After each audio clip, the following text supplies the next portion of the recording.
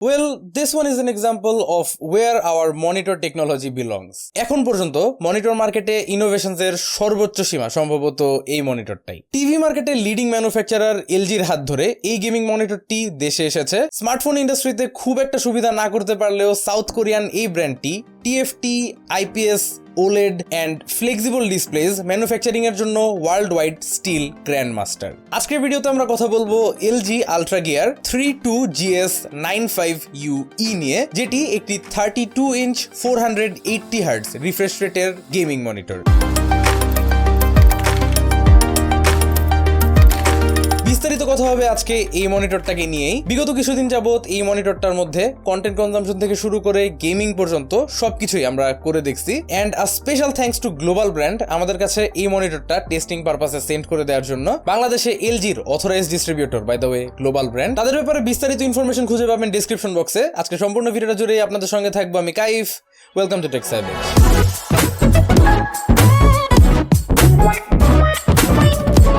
মনিটরটি আসে এই বিশাল কার্ডবোর্ড বক্সের মধ্যে, বেসিক্যালি একটা পুরা টেবিলের সাইজের বক্স। এটা বক্সটা ওপেন করে ফার্স্টেই হাতে পেলাম মনিটরটার base plate and it is huge. তারপর থাকছে মনিটরটার অ্যাডাপ্টার, দেন বিশাল একটা মনিটরের স্ট্যান্ড। আফটার দ্যাট একটা বক্সের ভিতর খুঁজে পাবেন অনেকগুলা কেবল, তার মধ্যে থাকছে পাওয়ার কেবল, কিছু পেপার ওয়ার্কস, একটা ডিসপ্লে কেবল আর দুইটা HDMI কেবল। ফাইনালি সবার নিচে থাকছে দ্য অ্যাকচুয়াল ডিসপ্লে। মনিটরটার অ্যাসেম্বলি প্রসেসও বাই দ্য ওয়ে খুবই সিম্পল। জাস্ট বেস প্লেটটা নিবেন, তার উপর স্ট্যান্ডটাকে প্লেস করে নিচে থাকা কিছু স্ক্রুজকে হ্যান্ড টাইট করে নিলেই হয়ে যায়। আর তারপর অ্যাকচুয়াল ডিসপ্লেটাকেও মাউন্ট করার জন্য জাস্ট স্ট্যান্ডের সাথে অ্যালাইন করে প্রেস করলেই হয়ে যায়। অতএব আমরা বলতেই পারি এই মনিটরটার সম্পূর্ণ অ্যাসেম্বলি প্রসেসটাই টুললেস।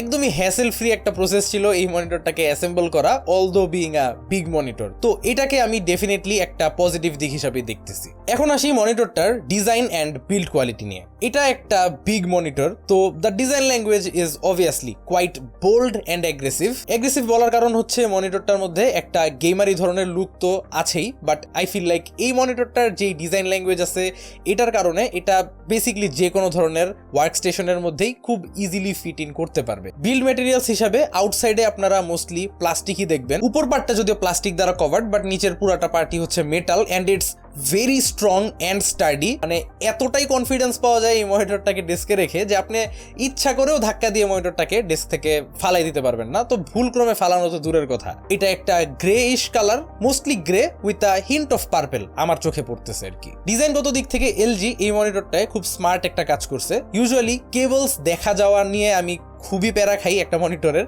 তো এই মনিটরটার যেই বিশাল স্ট্যান্ডটা আছে এটার মধ্যে তারা একটা কাট আউট করে দিছে to specifically route the cables. আর এই কাট আউটের থ্রু কেবলস গুলোকে রাউট করায় দেখবেন সামনে থেকে কিন্তু কোনো কেবলস চোখে পড়ে না এই মনিটরটার। পোর্টস গুলো হাইড করতে গিয়ে পজিশনিংটা একটু এমন হয়ে গেছে যে রিচ করাটা একটু ডিফিকাল্ট, বাট মনিটরটাকে জাস্ট একটু উপরে লিফট করে নিলেই এই প্রবলেমটা সলভড। খুব ইজিলি আপনারা পোর্টস গুলোকে অ্যাক্সেস করতে পারবেন। মনিটরটার সম্পূর্ণ টপ সেট জুড়ে থাকছে একটা হিউজ স্পিকার সিস্টেম, যার থ্রু কোয়ালিটিফুল একটা অডিও আউটপুট আপনারা মনিটরের থেকেই পাবেন। আর যেহেতু একটা গেমিং মনিটর, অবভিয়াসলি কিছু তো RGB এখানে থাকাই লাগে ম্যান্ডেটরি ভাবে। তো তারা এই মনিটরটার রিয়ার সাইডে দেখবেন কিছু RGB ইন্টিগ্রেট করে দিছে। একটা স্পেকট্রাম সাইকেলে এইটার RGBর কালারটা অটোমেটিকলি চেঞ্জ হতে থাকে। ওরকম আহামরি কিছু না, but it's still visible in well lit scenarios. যদিও এই RGBর একটা জিনিস আমার চোখে পড়ছে যে টপ সাইডে দিয়ে মাঝের পোর্শনে এই RGBর ব্রাইটনেসটা কিছুটা কমে আসে। আর এমন এক্সট্রিম হাই এন্ডের মনিটরগুলোতে এসব ছোটখাটো ইস্যুজও খুব চোখে পড়ে বলে মেনশন না করে পারলাম না। এখন আসি মনিটরটার ফ্রন্ট পার্টে। The main attention grabbing part about this thing is the display. Just মাথা নষ্ট একটা ডিসপ্লে তারা এখানে দিচ্ছে। It's a quite mesmerising experience. First of all তো একটা হিউজ 32 ইঞ্চের ডিসপ্লে এটা। বেজেলগুলো যদি চারিপাশ দিয়ে দেখেন একদম সিমেট্রিক্যাল আছে, যা অবশ্যই অ্যাপ্রিসিয়েটেড, বাট হয়তো বেজেলগুলো আরেকটু স্লিম হতে পারতো, যদিও definitely not an issue in this case, কারণ এই মনিটরটা অফার করছে 480 হার্টজ রিফ্রেশ রেট। শার্পনেসের দিক থেকেও পিছিয়ে থাকছে না। এই ডিসপ্লেটা একটা 4K রেজলিউশনের 16:9 অ্যাসপেক্ট রেশিওর প্যানেল। তবে বিশাল ওয়াও ফ্যাক্টর 480 হার্টজ রিফ্রেশ রেটটা আপনারা 4K রেজলিউশনে অ্যাক্সেস করতে পারবেন না। যদিও 4K তেও কম না, আপনারা 4K রেজলিউশনে এটাকে রানিং রেখে 240 হার্টজ পর্যন্ত এই প্যানেলটাকে পুশ করতে পারবেন, which also does really look nice. আর এই মোড সুইচিং এর যে ব্যাপারটা, মানে 1080p 480 হার্টজ আর 4K 240 হার্টজ, এই দুইটা মোডস এর মধ্যে আপনারা সুইচ করার জন্য জাস্ট একটা সিঙ্গেল ট্যাপ করতে পারেন মনিটরটার বটম সাইডে থাকা একটা ডেডিকেটেড বাটনে। It's very quick and seamless. কিন্তু এখন আসি আমার এই মনিটরটার ব্যাপারে সেকেন্ড ফেভারিট থিং নিয়ে, আফটার দ্য ডিসপ্লে অবভিয়াসলি, যা হচ্ছে এই ডিসপ্লেটার অ্যাডজাস্টমেন্টস। বলতে গেলে যে কোনো অ্যাক্সিসে একদম মন মতো এই ডিসপ্লেটাকে আপনারা অ্যাডজাস্ট করতে পারবেন। আর এর মধ্যে সবচেয়ে স্যাটিসফাইং পার্টটা হচ্ছে যে it takes little to almost no effort. একদম এক আঙ্গুল দিয়ে চাইলে আপনারা এই মনিটরটাকে উপরে অথবা উপর থেকে নিচে নিয়ে আসতে পারবেন, and through out the way যে কোনো পজিশনে মনিটরটাকে লক করার জন্য আপনার কিছুই করতে হবে না। জাস্ট ওই পজিশনে এটাকে ছেড়ে দিলেই এটা অটোমেটিকলি ওই পজিশনটা হোল্ড করবে উইদাউট এনি ইস্যুস। শুধু তাই না, it can swivel from -15 degrees to +15 degrees. চাইলে খুব ইজিলি মনিটরটাকে আপনারা পোর্ট্রেট মোডেও নিয়ে যেতে পারবেন। খুব সিম্পলি ডিসপ্লেটাকে রোটেট করে দিলেই এটা পোর্ট্রেট মোডে এসে পড়ে। আর প্রতিটা মুভমেন্ট এখন পর্যন্ত যা যা বললাম সবগুলাই খুবই smooth and it's oddly satisfying. LG যে এখানে কি ধরনের ফিজিক্সের খেলা খেলতেছে I have no clue, but everything is just seriously satisfying.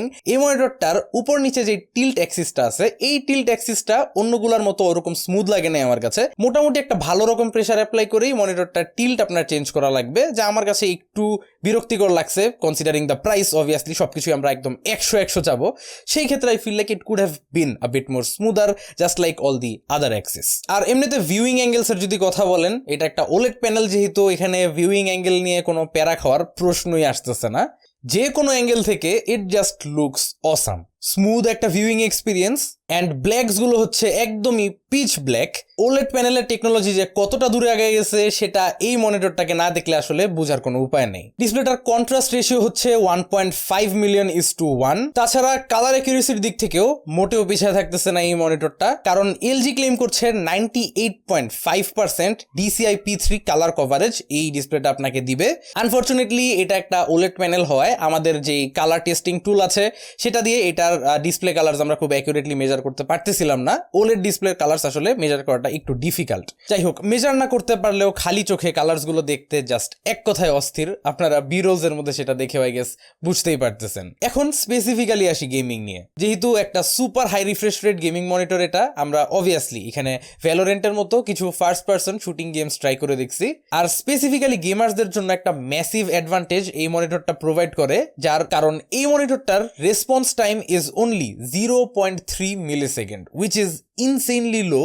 যারা জানেন না, 1 মিলিসেকেন্ড রেসপন্স টাইমকে ইউজুয়ালি একটা গুড এনাফ রেসপন্স টাইম হিসাবে ধরা হয় ফর প্রফেশনাল গেমিং, বাট এই মনিটরটার যে ইনসেনলি লো 0.3 ms রেসপন্স টাইমটা আছে সেটা দিবে আপনাকে একদমই ক্লোজ টু নো লেটেন্সি, যার কারণে গেমিং এর টাইমে আসলে খুবই স্ন্যাপি ধরনের একটা ফিল পাওয়া যায়। সবকিছু খুব ইনস্ট্যান্ট, অ্যান্ড তার উপর দিয়ে যেহেতু সুপার হাই রিফ্রেশ রেটের একটা প্যানেল এটা, স্পেশালি যদি আপনারা 480 হার্টজে এটাকে ইউজ করেন, অবভিয়াসলি তখন 1080p তে সুইচ হয়ে যায়। The smoothness is just insane এক কথায়। পার্সোনালি আমার কাছে লাগছে এত বড় একটা ডিসপ্লের মধ্যে 1080p রেজলিউশনটা যদি ইউজ করেন, একটু পিক্সেলেটেড লাগে সবকিছু, যা আমার কাছে পার্সোনালি পছন্দ না। যারা একদমই ইন্টেন্স গেমার্সরা আছেন, যাদের একদম প্রতিটা FPS এন্ড প্রতিটা হার্টজ নিয়ে খুব মাথা ব্যথা, তারা আই গেস 480 হার্টজে ইউজ করতে পারেন। আমি মোস্টলি 4K তেই গেমিং করতেছিলাম উইথ 240 হার্টজ এনেবলড।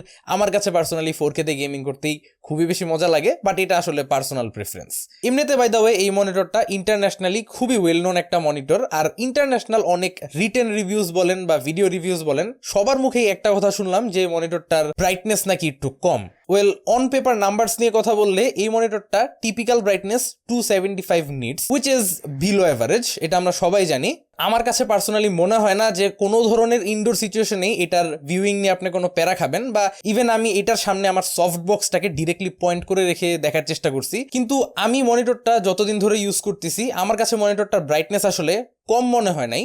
ইনডোর ইউসেজের জন্য দিস ইজ টোটালি ফাইন, একদমই খুবই ব্রাইট ইনডোর সিচুয়েশনস এর মধ্যেও আমি এটা নিয়ে কোনো ধরনের প্রবলেমস হবে বলে মনে করি না। মনিটরসের ইউজুয়ালি পিক ব্রাইটনেসটা আরো অনেক হায়ার হয়, অ্যান্ড এটার পিক ব্রাইটনেসটা অ্যাকচুয়ালি এত লো হওয়ার কারণটা আমি পরে ফিগার আউট করতে পারলাম, যা হচ্ছে এই ওলেড প্যানেলস এর একটা জিনিস হয়তো অনেকেই জানেন, আবার অনেকেই নাই জানতে পারেন যে ওলেড প্যানেলস এর একটা স্পেসিফিক ইস্যু আছে যার নাম হচ্ছে panel burn in. Burn in জিনিসটা দেখতে খুবই বাজে লাগে বাই দ্য ওয়ে, যারা কখনো দেখেন নাই। অ্যান্ড বার্ন ইন জিনিসটা স্পেসিফিক্যালি ওলেড প্যানেলসেই হয়, আমাদের ইউজুয়াল আইপিএস প্যানেলস গুলোতে আবার এই বার্ন ইন ইস্যুটা হয় না। ওলেড প্যানেলস বেসিক্যালি অনেক হাই ব্রাইটনেসে অনেকক্ষণ রানিং থাকলে দেন ওভার দ্য টাইম দেখা যায় এই বার্ন ইন ইস্যুটা আস্তে আস্তে ভিজিবল হওয়া শুরু করে। তো আমার কাছে যা মনে হয়েছে এলজি এই মনিটরটার ম্যাক্স ব্রাইটনেসটাকে কিছুটা লিমিট করে দিছে, specifically to be safe about the panel, যাতে প্যানেলটা ওভার দ্য টাইম ড্যামেজ না হয়ে যায়। তাছাড়া মনিটরটার রিয়ার সাইডে যদি আমরা ব্যাক করি, আপনারা পোর্টস হিসাবে এক পাশে দুইটা ফুল সাইজড HDMI 2.1 পাবেন, সাথে থাকবে একটা ডিসপ্লে পোর্ট 1.4।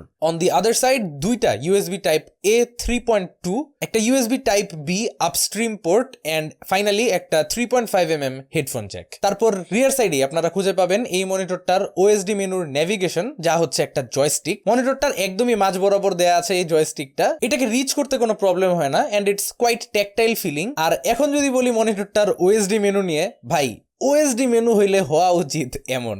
আজ পর্যন্ত আমার দেখা one of the most coolest OSD menu আমি এই মনিটরটার মধ্যে খুঁজে পাইছি। একটা গেমিং মনিটরের সচরাচর আমরা OSD এর মধ্যে যেসব ফিচার্স খুঁজে পাই, যাবতীয় সব প্রয়োজনীয় ফিচার্স গুলো আমি এখানে প্রতিটাই খুঁজে পাইছি। আর দেখে ভালো লাগলো যে তারা কোনো অপ্রয়োজনীয় ফিচার দিয়ে OSD মেনুটাকে ভরে রাখে নাই। আর তাছাড়া অ্যানিমেশনস গুলো খুব সুন্দর। গেমিং মনিটরস এর আরো একটা ইম্পর্টেন্ট জিনিস হচ্ছে গোস্টিং। যেই মনিটরের যত কম গোস্টিং, সেই মনিটরটাই গেমার্সরা তত বেশি পছন্দ করে। আর এই মনিটরটাকে গোস্টিং টেস্ট করার পর আই ওয়াজ কোয়াইট শকড। 480 হার্টজে দেখলাম, 240 হার্টজে দেখলাম, ইন বোথ কেসেস আমি একদমই সিমিলার রেজাল্টস পেয়েছি। আর ফুটেজ আসলে স্লোমো করা লাগে না, আমি খালি চোখে দেখেই জাস্ট খুবই অবাক ছিলাম যে এই ডিসপ্লের মধ্যে মানে একদমই গোস্টিং নাই। আমি আপনাদের জন্য ফুটেজ স্লোমো করেও দেখাচ্ছি, আপনারা নিজেও দেখে নেন। The anti ghosting on this monitor is just world class.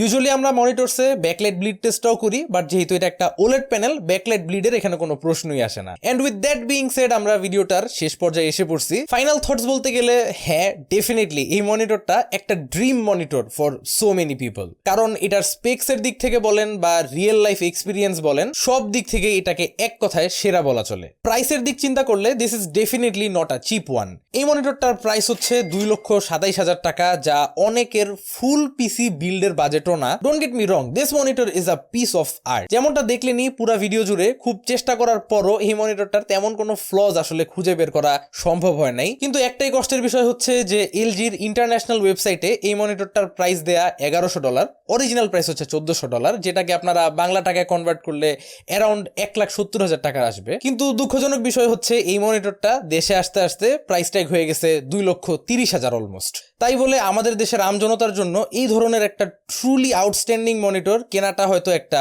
স্বপ্নই রয়ে যাবে। But for those lucky ones যাদের এরকম একটা মনিটর কেনার ক্ষমতা আছে, I feel like this can be a centre piece of your setup. আপনার গেমিং এক্সপিরিয়েন্সকে একদম নেক্সট লেভেলে পুশ করে দিতে এই মনিটরটা একটা বিগ রোল প্লে করবে, আমি এটা বিশ্বাস করি। I personally had a lot of fun testing this monitor out. মনিটরটার ব্যাপারে জানতে পেরে হোপফুলি আপনাদেরও খুব ভালো লাগছে। মনিটরটার পারচেস লিংক আপনারা ডিসক্রিপশন বক্সে পেয়ে যাবেন। ভিডিওটা যদি ভালো লেগে থাকে চ্যানেলে সাবস্ক্রাইব করতে ভুলবেন না।